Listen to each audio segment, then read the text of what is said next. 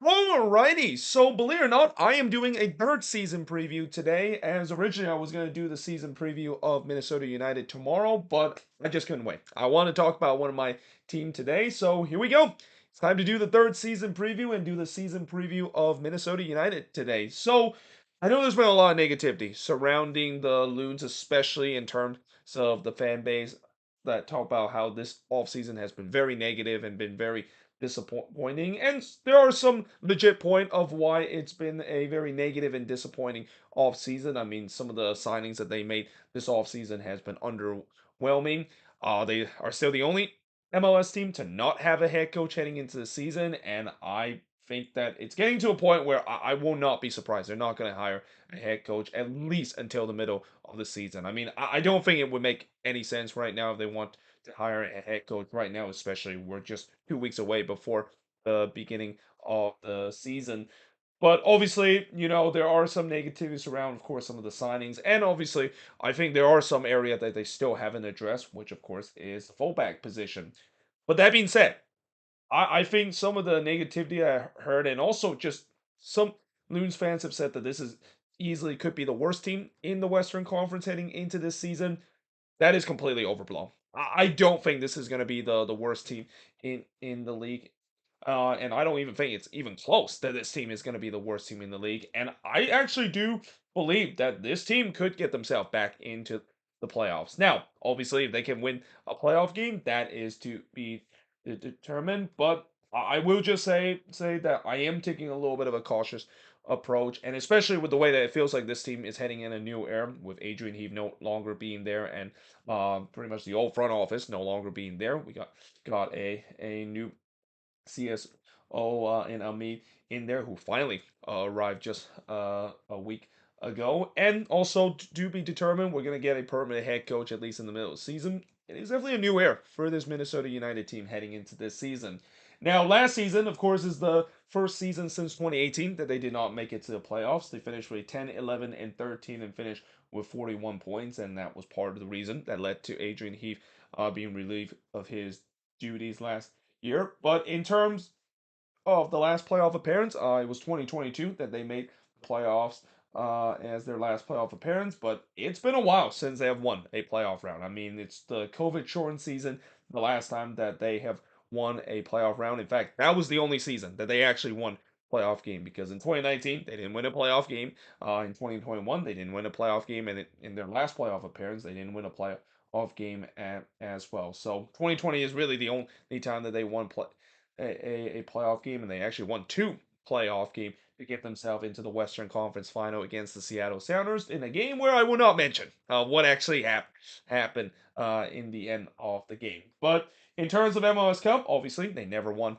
an MLS Cup. But in terms of some of the signings that they have, and like I said, this is where I get to talk about how some people have said that there are some disappointment in terms of you some people think that they were going to spend big in terms of this offseason. I didn't think they were going to do so, especially with a new technical director coming in. And especially, I also thought that they were going to make some move late um, into the offseason, and they definitely have done so. But that being said, they have signed some players and especially replenished some of the depth in terms of the midfield position and even on the attacking position. And one of them is Rain Jordan Albayo Smith, who played for Revs 2 last season. They also bought in Victor Eriksson, who I think that's probably the best signing this offseason. I mean, one of the things that I would say about this team heading into this season and really heading into the future, they have to get younger in terms of the back line. I mean, uh, I think last season we kind of saw a step of that by getting Miguel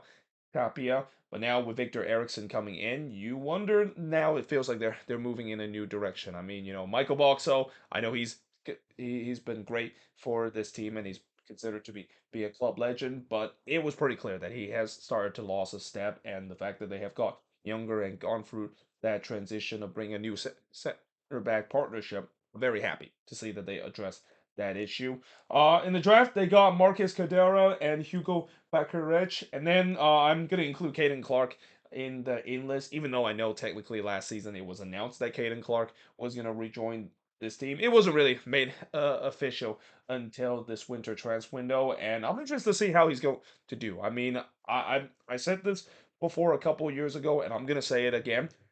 This was a huge mistake that Minnesota United decided to let go of Caden Clark, and especially let go of his homegrown rights to the New York Red Bulls, and we saw how he flourished with the New York Red Bulls. Now, obviously, it didn't quite work so well when he made that jump to Europe with RB Leipzig, but the fact that he's now finally back home, and the fact that the Loons kind of redeemed themselves by getting a guy that I still think has a really big upside to him. I'm very happy to see that Caden Clark is finally back home and should be back to the place that this team should have never let him go in the first place. Now, that being said, I'm also interested to see if he's going to get some valuable minutes, especially with the way that, unfortunately, with Clark playing in that number 10 position, we all know who is the main number 10 of this team. So unless if he decided to play in another position, it's going to be interesting to see if he's going to get some minutes. And I will also said that later on that one of the big strengths of this team is definitely going to be on the attacking end. Speaking of depth, they also got Moses Nyman, which I think that's a good depth in terms of the midfield. Speaking of also depth, they also got Carlos Harvey and Alejandro Braun. Both of those should be good depth in terms of the midfield and the defense.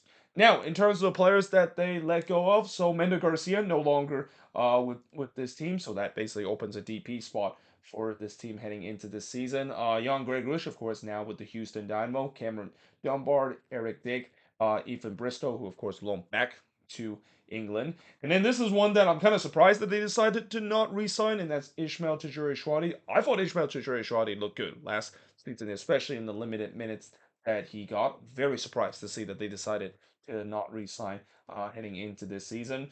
But they also let go of their two most veteran center back in Bakai Dibasi and Brent Coleman. I mean, it's kind of sad to see that Brent Coleman is no longer with this team, considering this is the last player that is part of the NASL day for this Minnesota United team. But we knew that the time was writing on the wall. Like the last couple of years, Brent Coleman, as much as he's a club legend, he is a guy that is clearly way past his prime and are not considered to be an MLS caliber defender. So yeah, they moved on from him. Also move on from Emmanuel Iwi and Ryan Giba. Now, in terms of the preseason, they've actually only played one game so far in the preseason, and it was a 1-1 draw in that game against Montreal. But they do have a couple of games in the Coachella Valley Invitational, which one of them I'm actually going to be attending in person.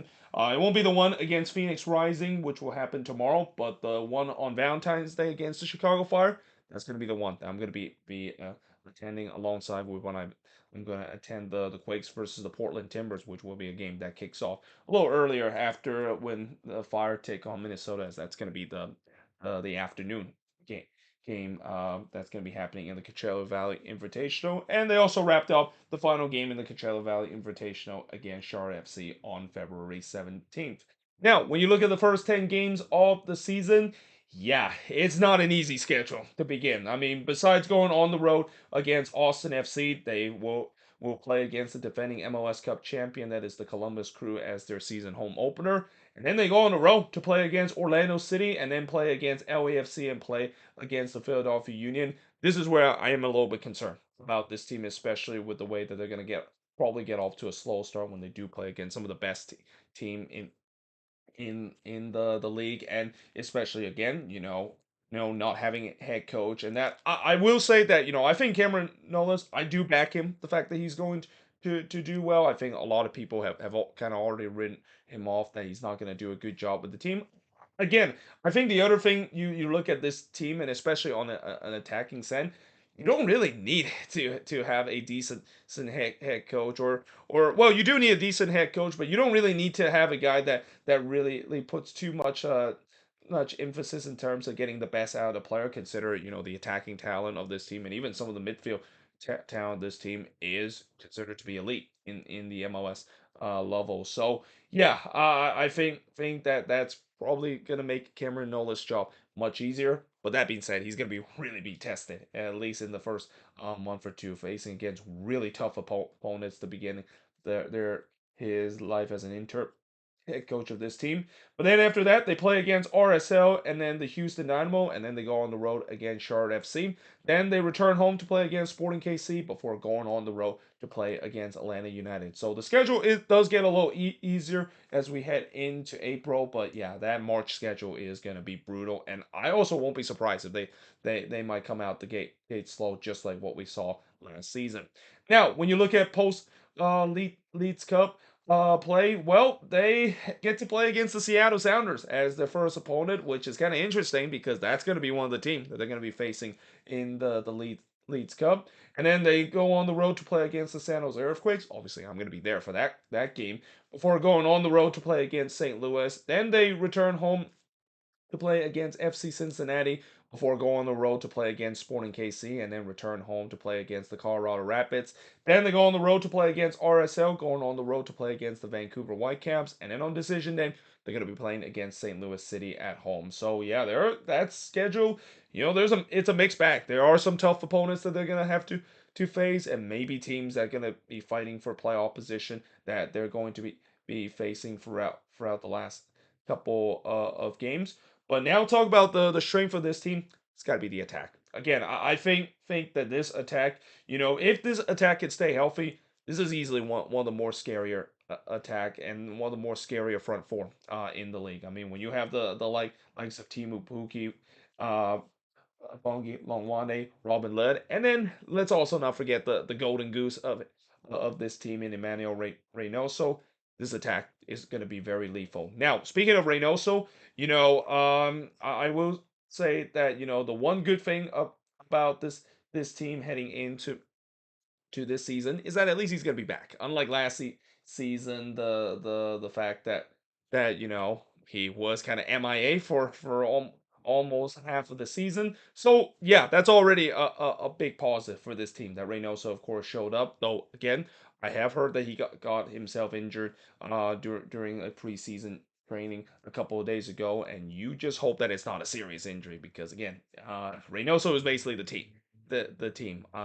For this team. If this team lose Reynoso, they pretty much are gonna look like the team what we saw in the early part of the season, which is a team that just looked very lackluster and have no identity whatsoever going for it on the attack. Now, in terms of the weakness, it's got to be the depth and the fullback position.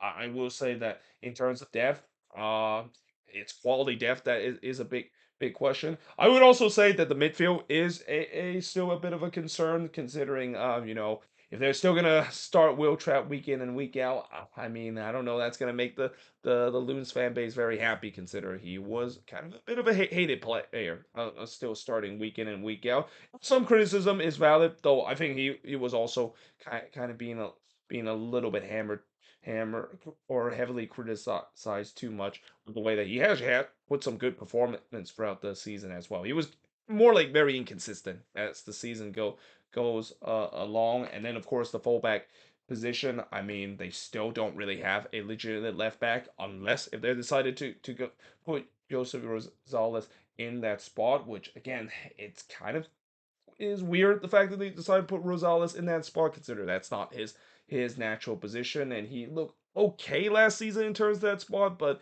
I don't think that should be a fix in terms of the left back role. I think it would be better for them to just get an actual left back, and then on the right back spot, obviously DJ Taylor. You talk about one of the most heavily criticized player last season. I mean, he was that kind of guy, and again, he like Will Trapp. I think it's a little unfair to kind of heavily criticize him because he had some bright moments throughout the season, but obviously he's been heavily criticized because of his defensive problems and being a bit of a liability on the defensive front, and that I do think that he's kind of just a little bit below par of being an MLS caliber right back in this league. But still, that's going to be a position along with the left back position that they absolutely need to upgrade heading into this upcoming season. And then of course I didn't write it on the weakness chart, but obviously you probably know what's the other big weakness of this team. Duh. It's obviously getting a head coach, and whenever they're going to do it, maybe in the middle of the season, as I said, I don't think it would make sense for them to get a head coach right now, or even in the beginning of the season as well, because you should be just getting a head coach right right now consider the preseason it is about to start, and unless if they really want to name it right now, um this coach only have like 2 weeks to get everything organized, and I think that's going to be a bit of a rush. And also when you look at the head coaching candidate out there, I mean there's really not too much name in terms of the head coaching role. There's been a lot of names that have already been snatched up. So yeah, I think that that's going to be something that I won't be surprised. It might not even be addressed by the time when we get into the middle of the season.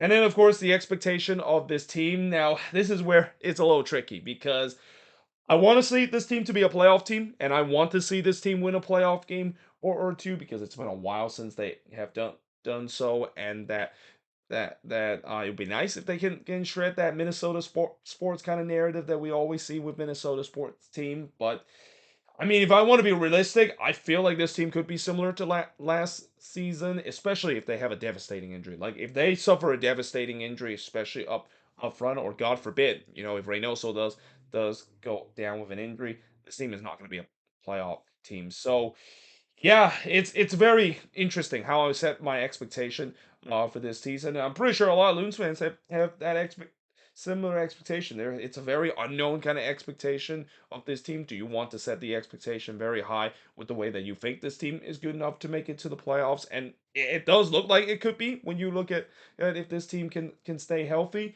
But obviously, we know that in the world of MLS, staying healthy throughout the whole season is almost an impossible task, and that especially if they do lose some key player as the season goes along. And also knowing Minnesota sports narrative that there's always tends to be a back-breaking injury that happened in the middle of the season. Yeah, it's going to be an expectation where I just think they need to compete for playoffs, and we'll see how things will go as the season goes along. But there you have it. That is pretty much it. Looking at Minnesota United in this season preview. As always, let me know in the comments below what do you think of this season preview, and if you're a Loons fan like myself, what do you think is the strength, the weakness, and expectation is for this team heading into this season? But yeah, until then, hope you guys enjoyed this video. If you do, make sure you like, smash the subscribe button, and yeah, I of course will see you guys next time.